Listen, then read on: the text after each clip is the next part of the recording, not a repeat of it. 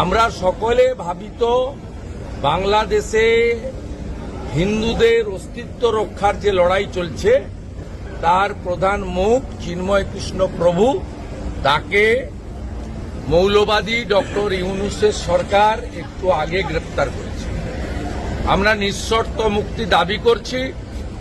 মুক্তি না দিলে বাংলাদেশ ডেপুটি হাই কমিশনেও বিক্ষোভ হবে এবং বাংলাদেশ বর্ডারে সনাতনীরা ধ্বজ নিয়ে অবরোধ করবে, যাতে বাংলাদেশে ভারত থেকে পশ্চিমবঙ্গ দিয়ে আমরা কোনো পরিষেবা নিতে দেব না।